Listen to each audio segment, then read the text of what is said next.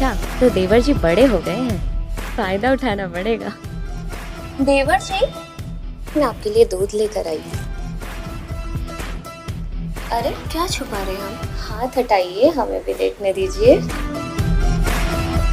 पता नहीं भाभी, वो अचानक अपने आप क्या हो गया। अभी तो कुछ हुआ ही नहीं है, अभी तो बहुत कुछ होना बाकी है। क्या देवर जी, कितनी उम्मीद थी आपसे कि आप मेरी प्यास बुझाओगे, लेकिन आप भी अपने भैया जैसे निकले, बिल्कुल ठंडे।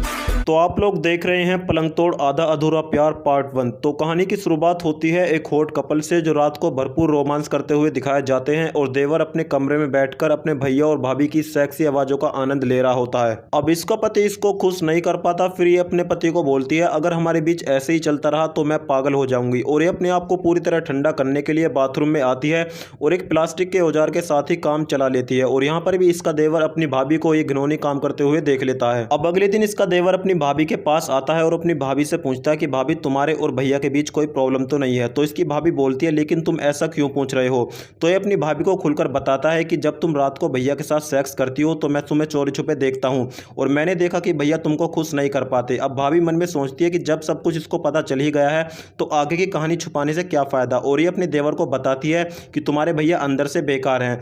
फिर ये अपनी भाभी को अपनी तरफ अट्रैक्ट करने के लिए इसको बोलता है अगर भाभी तुमको कभी भी मेरी जरूरत पड़े तो बता देना, और यहाँ से चला जाता है। अब इसकी भाभी भी मन में सोचने लग जाती है। अब अगले दिन इसका पति 2 से 4 दिन के लिए बिजनेस पर्पज से बाहर चला जाता है और जाने से पहले अपने छोटे भाई को बोलता है कि जब तक मैं वापस आता हूं तुम अपनी भाभी का ख्याल रखना। और ये पार्ट 1 यहीं पर समाप्त हो जाता है।